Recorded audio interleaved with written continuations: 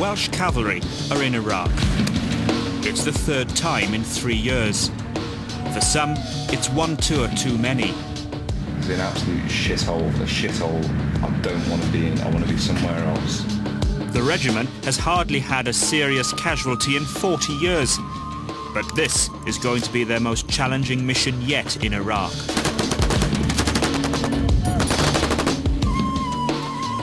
Now is, we have kicked something up the arse and it's going to bite us, and it has bitten us.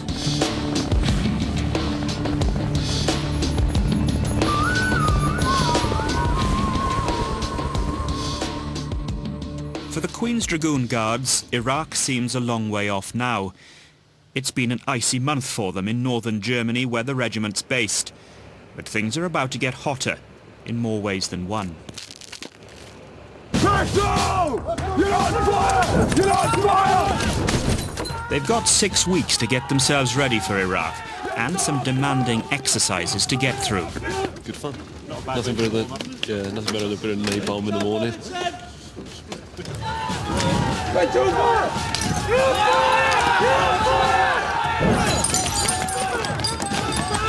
It's a lot of fun for us to get amongst this, just to get a bit of banter and a bit of aggression going amongst the lads. A bit of payback for some of them as well.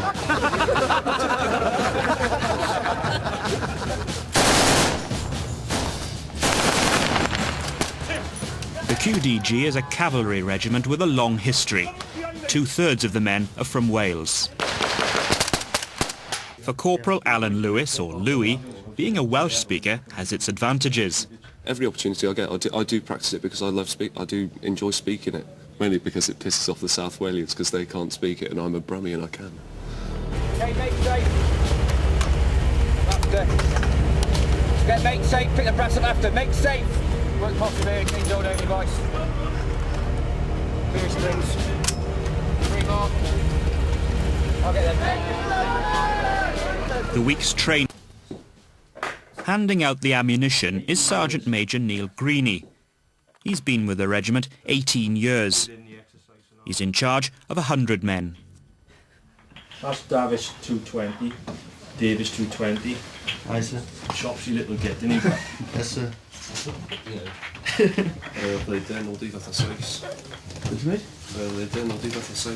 Cheeky speak Welsh for Is really complicated. And these soldiers have got to grapple with a difficult environment. Being a soldier in a war-fighting situation is very different to being a soldier in the complex environment of Iraq. And they've got to be so much more... For Corporal Alan Lewis, or Louis, being a Welsh speaker has its advantages. Every opportunity I get, I do practice it because I do enjoy speaking it. Mainly because it pisses off the South Walians because they can't speak it and I'm a Brummie and I can. Okay, mate safe. After. Get mate safe, pick the brass up after. Mate safe. Work possible here, clean door down device. Clear strings. 3 more. I'll get them.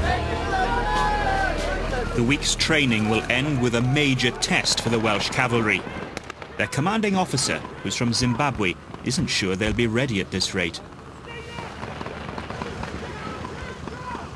How long have you stayed in that position? How long have you been there?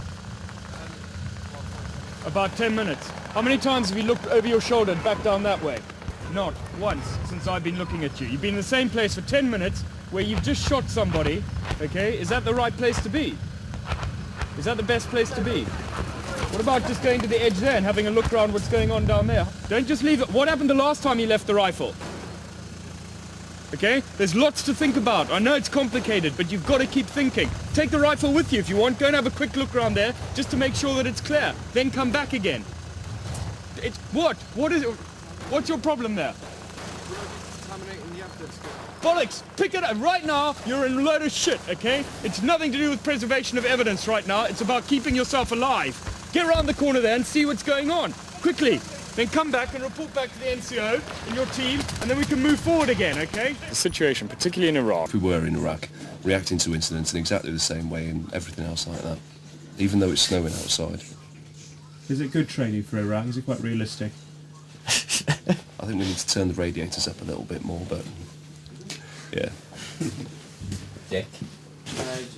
There's a lot of waiting around. It could get boring in the army. Yes, aye. It's hurry up and wait. It's the new motto. And concurrent activity on the PlayStation 2. Sony PSP. Buy it. As recommended by the British Army. Be the best. Obviously the lads have left all their niceties, their creature comforts and that behind. Some of them resort to eating. It's just something to keep your mind occupied. Books, you know, very few people read books these days. They're all in PlayStations or Readers' Wives or something like that. It's about the only reading they do. Next door, Sergeant Major Neil Greeny readies himself for tomorrow. He leads by example and takes pride in his regiment. Absolutely. First and foremost. Just always wanted to be in the army from the age of 9 or 10, playing soldiers. Loved the life. It's a Welsh cavalry and a Welshman. Proud of being in the Welsh regiment. Everything's a dress rehearsal for Iraq, where things have become much bloodier. As the departure date nears, tension mounts.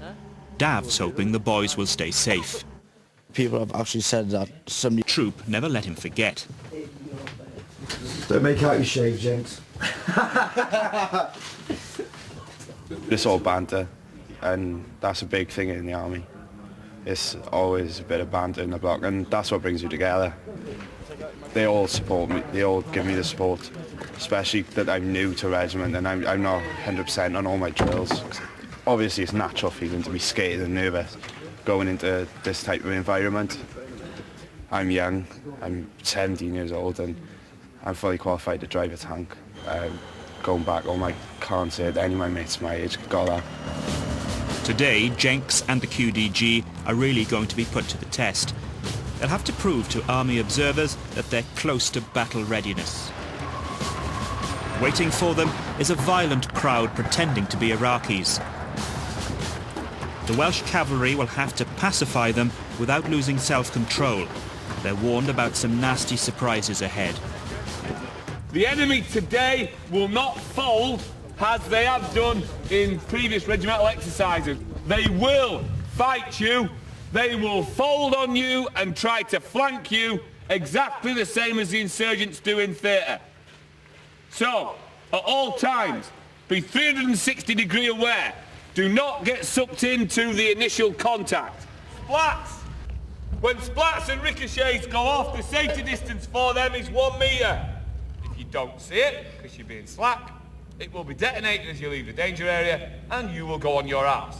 Because as stated, there's nothing like being blown up to focus the mind and switch you on. Red mist. Who does not understand what red mist is? There you get red mist and there you get one warning. Okay? That's what they mainly try to do is provoke you into losing your rag and getting some red mist in. You pretty calm? Yeah, I'm calm. Good luck. Cheers, thanks.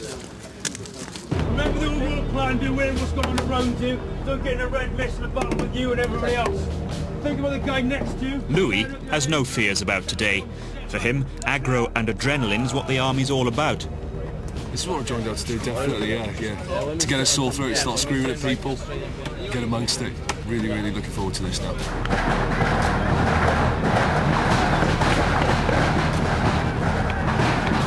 Hey, come on, boys, only to work up, fill yourselves up. Let's get going and get in there. Open up the front.